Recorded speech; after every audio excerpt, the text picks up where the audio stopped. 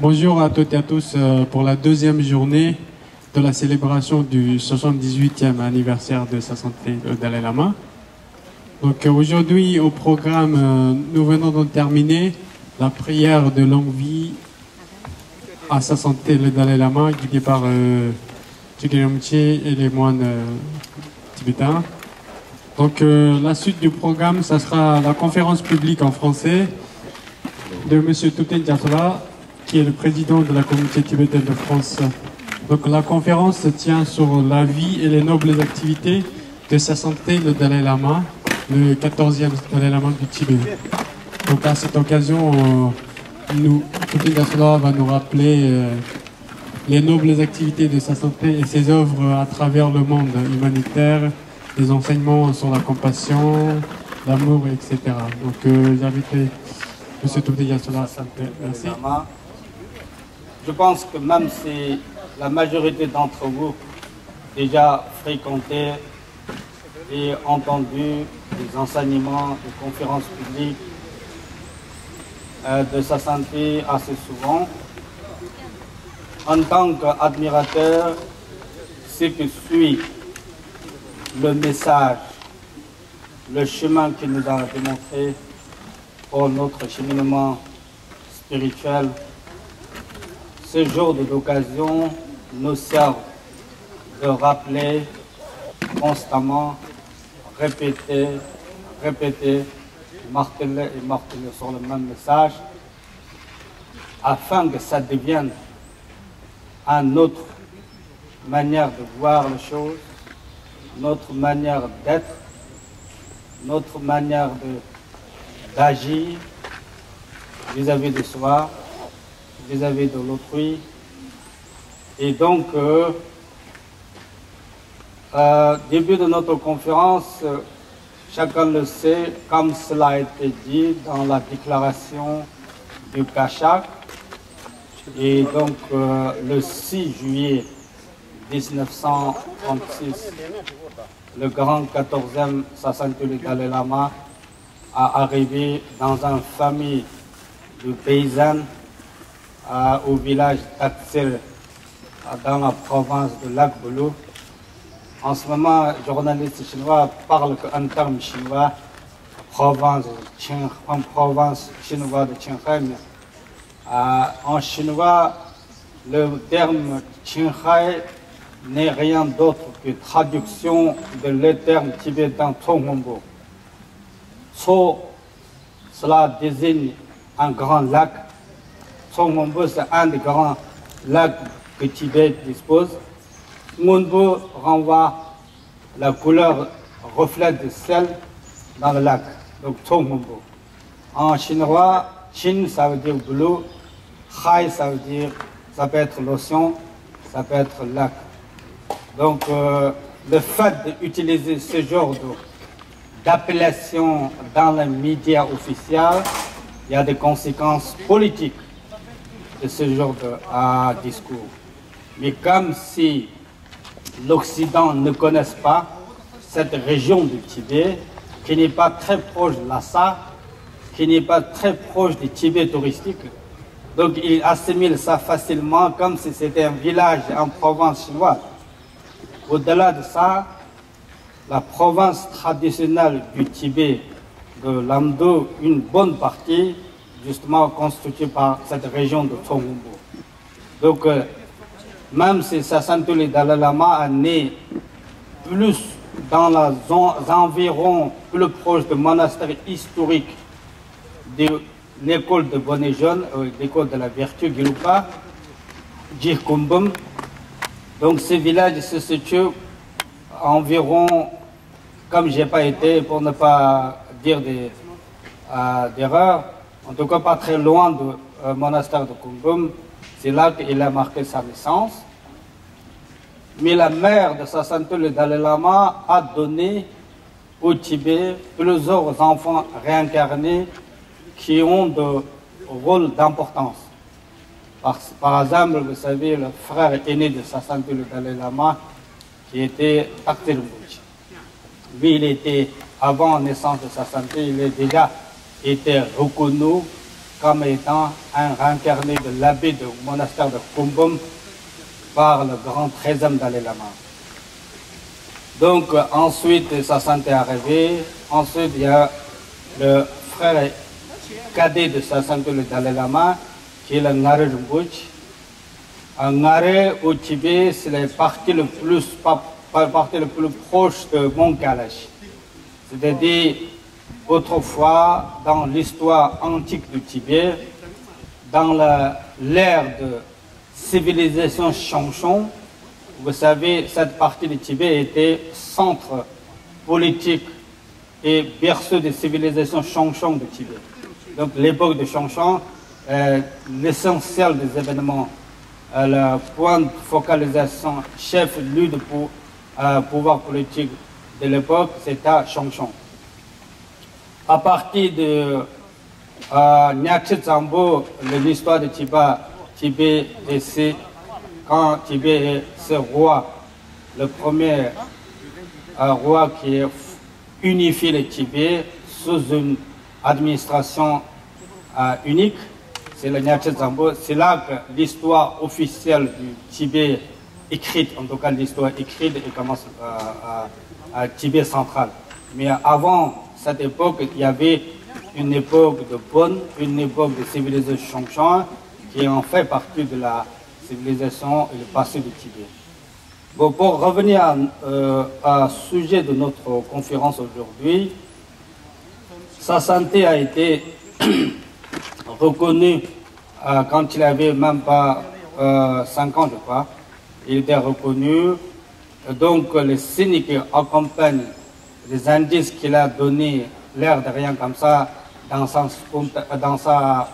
comportement spontané, lorsque une délégation du gouvernement tibétain qui se sont expédiés dans la région de Amdo, dans la recherche de Sasantul le Dalai Lama, un moine qui était l'abbé de Sera s'est déguisé en vagabond, en moine pèlerin, si vous voulez, et donc qui est arrivé dans ce foyer, et donc à l'aperçu de ce lama de Sera, c'est l'abbé de Sera qui s'est déguisé en vagabond. Hein. Au Tibet à cette époque, tous les gens qui vont d'un endroit à l'autre, surtout les gens du nord et l'est de Kham Amdo qui se vont pour le pèlerinage à Lhasa, c'est déguisé, enfin c'est déguisé, ils étaient en apparence un peu vagabonds, et puis ils demandent facilement l'hospitalité de famille au passage, etc. Donc c'était dans le usure et coutume de Tibet à cette époque.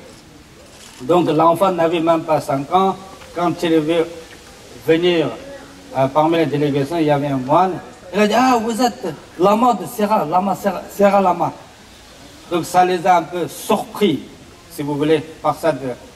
L'enfant qui ne connaissait rien ni à Lhasa, un enfant qui n'a pas sorti de son village, qui n'était pas briefé par ses parents, parce que les parents c'est des paysans et qui n'ont pas un niveau d'éducation à cette époque, sachant qu'il n'y avait pas de télévision, ni internet, ni téléphone. Hein.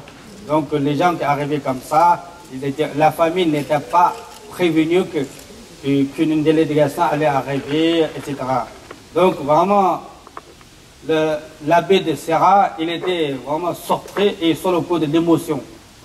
Parce qu'il était vraiment un peu surpris, parce qu'eux, ils cherchaient d'une famille à l'autre un enfant éventuel qui pourrait devenir le grand 14e Sasanté le Dalai Lama.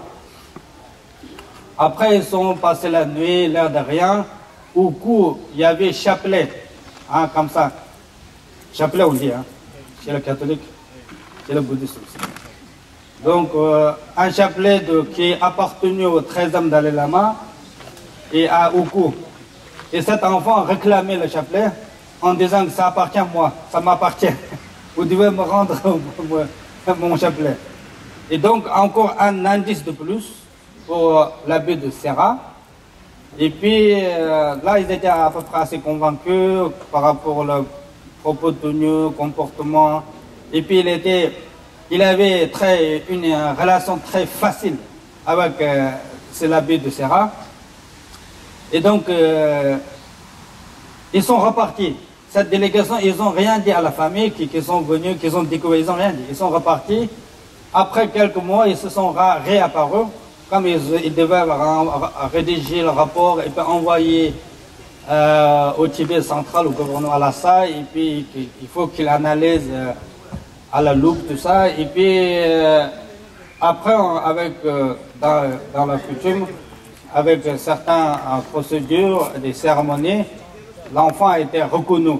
Lorsque cette délégation retournait à cette famille, ils ont annoncé que votre enfant, c'est un... Ils n'ont toujours pas dit que c'est Dalai Lama. C'est un enfant très important, c'est un lama réincarné assez important. Comme c'est des paysans, ils ne connaissent pas le rôle politique, l'importance que ça peut prendre. Donc ils ont compris que bon, ils ont vu un autre enfant réincarné dans la famille. Ils en ont déjà un Tarté de Mbouch que je vous ai dit. Et c'est pour ça que, comme le voyage durait, je crois, 4-5 mois, hein, voyage de Lamdo vers aller à Lhasa, à cette époque, il n'y avait pas de route, il n'y avait pas de train, hein. Donc ça prenait le temps qu'il fallait. Quand ils approchaient de Lhasa, quand ils avaient devant une semaine ou 2 semaines de route, c'est là que Regent du gouvernement tibétain est venu pour venir marquer une réception officielle. Et c'est là qu'ils ont annoncé que cet enfant est bien la réincarnation du 14e Dalai Lama. C'est là que, si vous voulez connaître tous ces détails, même si c'est l'air de rien, si vous voulez connaître tous ces détails, je vous invite à regarder les films réalisés par réalisateur Martin Scorsese. Et c'est très très bien fait parce que, en fait, c'est le moindre détail a été vu avec Sa Santé le Dalai Lama, réalisateur vraiment. Quand il a rédigé les scénarios, il a été voir Sa Santé souvent, ils ont revu le détail. Donc c'est assez fidèle à la version de faits vécus par Sa Santé le Dalai Lama, par la famille, par la société tibétaine. Cet exercice, et avec tous ses inconvénients, avec tous ses avantages, 1991, Sa Santé le Dalai Lama a fait réformer cette charte de gouvernement tibétain et dans ce cadre de réforme, le Parlement tibétain a retrouvé son potentat, omnipotentat si vous voulez, en matière de législation, c'est-à-dire qu'il a transféré tout le pouvoir législatif, donc même si en exil, dans beaucoup de domaines, sauf dans le pénal, qui relève de souveraineté indienne, mais dans tout ce qui est affaires civiles, tout ce qui est affaires différentes concernant différents aspects de la communauté tibétaine en exil, ils vivent comme si les Tibétains étaient dans un pays libre et indépendant. Donc ça se passait au Parlement qui votait des textes et c'est comme ça que ça s'est diffusé, c'est comme ça qu'au sein de la communauté que c'était appliqué. Ensuite, vous savez, dès 2001, Sa Santé a voulu que la tête de Kachak, si vous voulez, cabinet de conseil des ministres, en France, pour que vous ayez une idée, compréhension plus concrète, c'est le chef de l'exécutif en France, même si on a un rôle de président important, mais en réalité, l'arbin premier serveur de président, c'est le Premier ministre. Donc, sa santé a voulu que ce président, sa tête d'exécutif, doit quelqu'un qui est issu de scrutin, de suffrage universel direct. Comme ça, il préparait, personne n'a vu, mais il avait préparé le terrain pour 2011, l'événement que je vais vous parler tout à l'heure. Donc 2001, comme à la base, Tibétain, ce qui compte chez les Tibétains, c'est un Tibétain une mentalité assez pragmatique et qui est souvent mal compris par les Occidentaux. Tibétains font confiance assez important chez les moines. D'une part, c'est des moines qui n'ont pas d'enfants et ils ne sont pas mariés, ils n'ont pas un clan à protéger, un clan à rejeter. Donc, M. Samdon Rinpoche, un prof de l'université tibétaine de Varanasi, qui est un érudit, hein, il est irréprochable, c'est quelqu'un qui est assez sévère et puis rigoureux, et il est tout sauf quelqu'un qui cherche à faire l'argent. Donc, c'est un érudit, un pentite, si vous voulez. Donc, 2011, quand sa santé, le gouvernement tibétain a ouvert le scrutin, tous les Tibétains ont voté pour un moine. Et donc, pour les extrêmes gauches en France, certains détracteurs de la société tibétaine avec les Chinois, ils disent que voilà, le gouvernement tibétain en Inde, toujours, c'est un ordre féodal et théocratique. Même sur la gouvernance de Samdon Rinpoche en Occident, à la télé, Premier ministre tibétain passe un moine qui passe à la télé, il était perçu comme un représentant, un élément de théocratie, hein, si vous voulez. Mais en réalité, c'était quelqu'un qui a été élu déjà, dès le 2001. Ensuite, la constitution, la charte de gouvernement tibétain lui permet d'exercer comme à l'instar de la constitution américaine. Depuis tout récemment, ma constitution française aussi limite 2 mandats exécutifs, consécutifs si vous voulez. Donc, 2011, ce premier ministre qui est issu de suffrage universel direct et arrive au terme de son deuxième mandat consécutif. Donc on était obligé de changer pour quelqu'un d'autre. Mais si il n'y avait pas des limitations prévues dans le texte de constitution, il pouvait continuer jusqu'à sa dernière souffle. Parce que les Tibétains respectaient énormément. Et puis, période qui précédait l'élection de Premier ministre 2010, 9-10 par là, dans la société diaspora, tout le monde s'interrogeait, il y avait beaucoup de réunions d'information, campagnes, recherche de profils, candidats, idéal, etc. Donc il y avait une 25-6 candidats qui se sont portés comme candidats. Après, il y avait des études de l'opinion, etc. En fonction de le pourcentage qu'il acquis dans différentes études. Donc il y avait, à la fin, il y avait 4 candidats qui se sont dégagés, etc. Le processus, vous connaissez en France. Donc à la fin, il y avait un premier tour.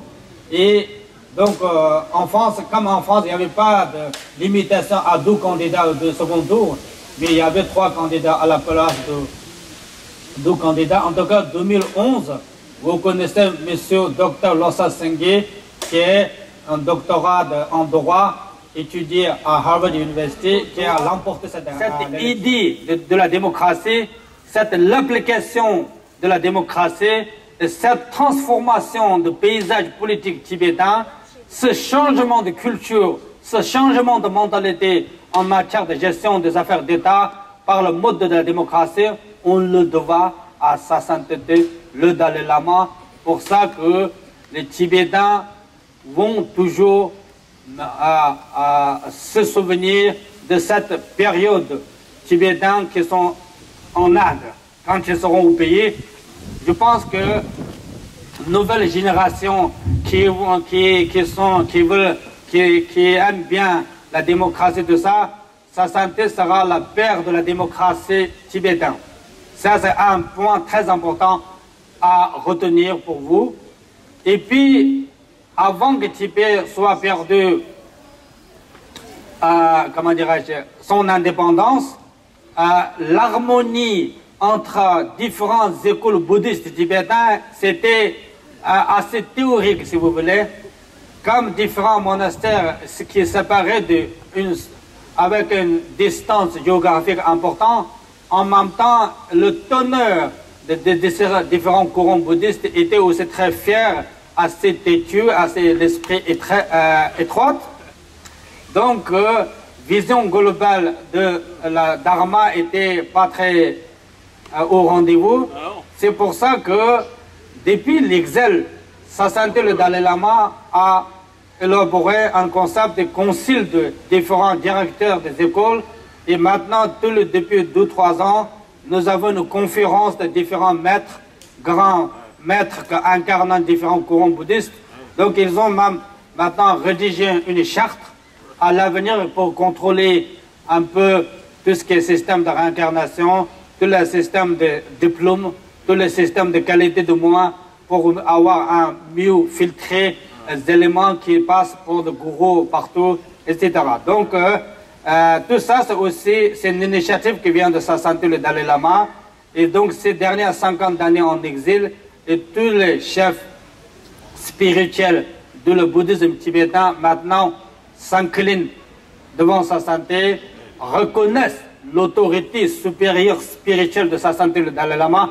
Je pense que c'est aussi un autre volet de ses activités nobles qu'il a réussi à mettre en place et en route. Soit les origines sociales, suivant le sociologiste, hein, soit quel que soit le niveau d'études, ou quelle que soit votre fortune, ou quelle que soit votre beauté ou votre moche, en tant que moche ou beau, etc. Sa Sainteté dit qu'à la base, nous sommes tous des êtres humains qui aspirent au bonheur, qui ne veulent pas souffrir. Si on a cette compréhension assez subtile et profonde que nous sommes l'affirmant, cette affirmation comme étant être humain, pas d'autre. Ça, c'est la première considération de nous-mêmes et nous devons vraiment garder à l'esprit. Sa Sainteté dit que toujours être heureux, être bien.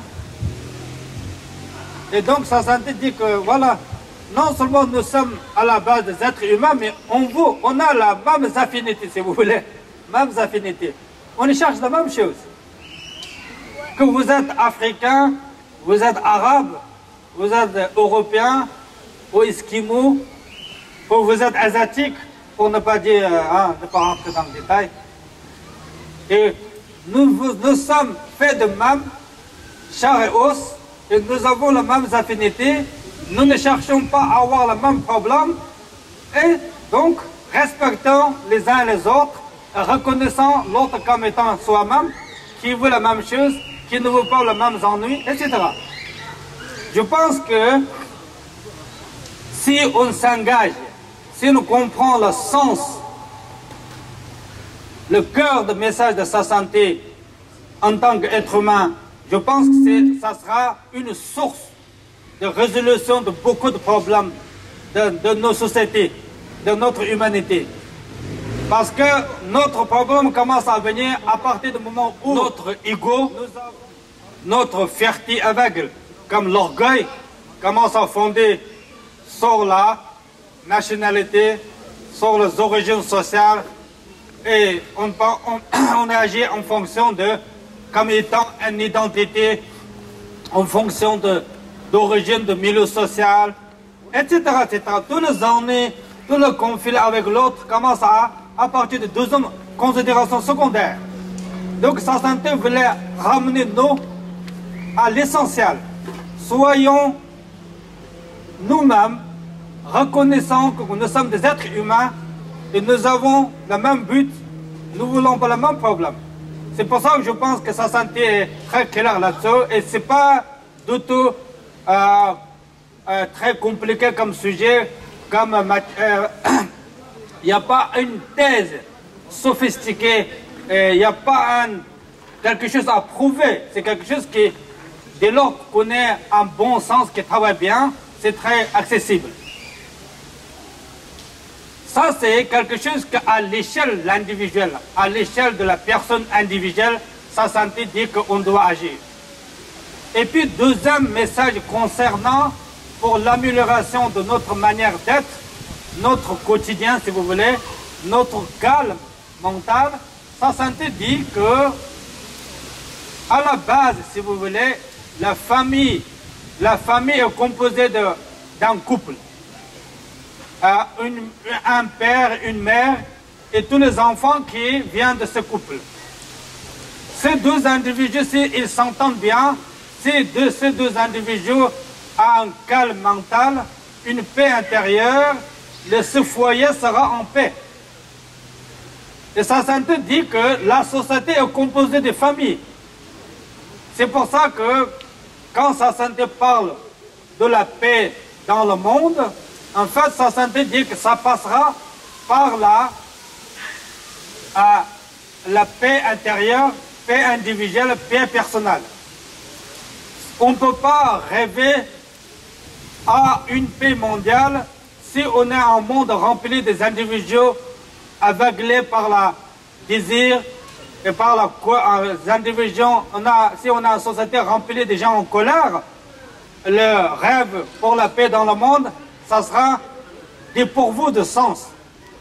C'est pour ça que sa santé nous dit très bien, si on veut une société harmonieuse, comme Hu Jintao dira, si on veut paix dans le monde, ce que prétend incarner l'Organisation des Nations Unies à défendre, promouvoir. Sa santé dit que commençons de promouvoir la paix dans le monde en promouvant les individus qui ont un certain calme intérieur, qui ne soient pas sous l'emprise des 3 poisons, 5 poisons, si vous voulez. Il y a de plusieurs manières de compter les émotions conflictuelles qui pourrissent notre vie intérieure. C'est pour ça que sa santé plaide pour une hygiène psychique, hygiène de l'esprit, un art de bien-être de notre conscience. C'est pour ça qu'il y a l'idée de l'importance d'avoir des valeurs laïques qui dépassent largement les frontières de religion. Le dernier ouvrage qui a été écrit par Sa Santé le Dalai Lama et met en avant à travers ce livre, Sa Santé met en avant un socle de valeurs universelles. Un livre, ça s'appelle The Secular Value Beyond Religious. Sa santé par là, sa santé veut que s'il y a à l'échelle individuelle, on peut être croyant, on peut ne pas l'être. Mais sa santé dit que ce qui compte à travers ce socle de universel, ce socle de valeurs laïques et universelles, on n'est plus obligé de dire que je suis croyant, je ne suis pas croyant, et je viens de telle religion, et donc après, il n'y a plus de conflit lié à la croyance ou ne pas croyance. Il dit que considérons les êtres humains tels qu'ils sont, et soyons d'accord que nous avons le même but d'être heureux, et donc reconnaissant que nous sommes des animaux sociaux, donc nous avons besoin d'un cadre social qui ait recours à une règle de fonctionnement, et donc il y a, à l'échelle de la société, on ne peut pas imposer une idéologie déterminée unique, une pensée unique. À l'échelle de l'individu, il dit qu'il faut qu'on accepte qu'il y a des croyants, non-croyants ou différents croyants. Et puis ça s'interdit qu'au niveau de communauté, au niveau d'une société, et à l'échelle globale, il faut qu'on accepte qu'il y a des chrétiens, musulmans, juifs, bouddhistes, des hindous, non-croyants, animistes, païens, etc., etc. Donc ça dit que à l'échelle d'une société, le modèle le plus favorable, c'est le pluralisme. Dans le jargon des Sciences Po, on parle de pluralisme en politique et pluralisme en matière de croyance, pluralisme en matière de philosophie, pluralisme en matière de mode de vie, etc. À condition que ça ne dépasse pas la règle fondamentale d'un pays et d'une société. Donc sa santé dit que Je pense que c'est vraiment les éléments de base d'un modèle, d'une idée qui est la tolérance. Reconnaissant notre différence, mais aussi reconnaissant nos affinités, donc reconnaissant la personne à l'échelle individuelle et puis à l'échelle sociétale. Donc sa pensée est très fine et puis chacun trouve son compte, si vous voulez, et aussi retrouve plein de réponses à différentes interrogations que nous avons. Et Sasanti dit que aux Tibétains, tous les gens qui apprécient, qui suivent ces enseignements, il dit que bon, dans le monde bouddhiste, le Bouddha nous a laissé comme héritage, non pas un livre, mais il a laissé en cours des enseignements 84 000 différents types d'enseignements à cause de différences de dispositions mentales de personnes qui reçoivent ces enseignements. Mais Sasanti dit qu'à un moment donné, il faut faire une synthèse de cet enseignement. Sasanti dit que si les études, méditations, analyses philosophiques, tout ça, si ça vous prend beaucoup de temps, essayez d'avoir une vision globale, une compréhension globale des choses et aussi avoir une conduite, une attitude non violente. Il dit que l'essence, le cœur des enseignements articule à ces deux axes. D'une part, toujours ayez une vision globale des choses et puis dans la traduction concrète dans votre vie quotidienne, essayez d'être non violent. Essayez de mettre en avant la parole, le dialogue et l'écoute. La compassion, ça veut dire c'est ça. D'abord écouter au lieu de parler, au lieu d'imposer, donc écouter, etc. Donc ça sentait vraiment résumé. On peut qualifier, on peut s'autoriser à appeler le 14e Dalai Lama comme étant grand 14e Dalai Lama. Sur beaucoup de points, dans différents domaines, ça sentait le Dalai Lama, la culture bouddhiste par exemple, plaide pour le respect de l'environnement. C'est pas l'aspect de l'environnement, c'est pour provoquer une vague de greenwash en anglais. C'est-à-dire avoir plus de verdure, à planter quelques arbres, comme ça on est écologique. L'idée même, l'idée de base de l'écologie bouddhiste, c'est pas ça. L'idée de base de l'écologie bouddhiste, en fait, reconnaissant que, reconnaissant que notre planète, dans l'univers, différents astres, différentes planètes sont composés de 5 éléments. Les bouddhistes disent, on est fait de l'écologie, respectons nous-mêmes. Être écologiste, être pour la protection de l'environnement, pour un bouddhiste qui a compris la nature ultime des choses, c'est que notre corps même est composition, une expression réduite de 5 éléments en société, en association. On est fait de 5 éléments. C'est pour ça que l'excès de l'un des éléments provoque des déséquilibres sur le plan santé physique, sur le plan santé mentale, et dans l'atmosphère, on a trop de pollution, il y a un feu qui prédomine sur l'eau, sur le vent, et sur d'autres éléments métal, etc. C'est pour ça que respecter l'environnement, être écologiste chez les Tibétains, chez les bouddhistes en tout cas, qui ont compris la loi fondamentale de l'univers et les planètes, c'est tout simplement respecter soi-même, respecter les lois biologiques qui nous régissent notre corps, respecter notre métabolisme, respecter notre thermorégulation de tempérament, ce qui n'est possible qu'à partir de l'harmonie, à partir de l'équilibre de 5 éléments. C'est pour ça que si la raison pour laquelle Sasanti défend l'environnement, l'écologie, c'est pas parce que par l'effet de mode, c'est pas un effet de domino comme on dit. C'est vraiment quelque chose qui est profond, quelque chose qui émane de la compréhension ultime, de la nature ultime des choses, nature ultime de soi-même, sur le plan biologique, sur le plan psychique, et puis compréhension de loi par laquelle fonctionne notre univers, notre planète, et avec l'action de 5 éléments, nous sommes faits de ça, et nous vivons de ça.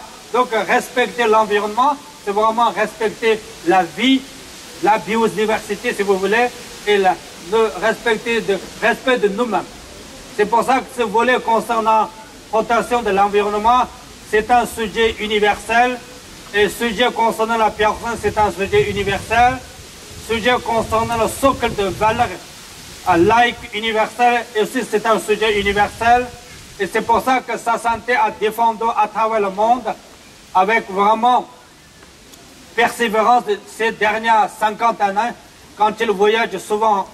Et puis sa santé en tant qu'une autorité spirituelle dans le bouddhisme tibétain, il essaie aussi de donner le point de vue des bouddhistes dans différents sujets, sur les différents sujets concernant notre société, notre monde.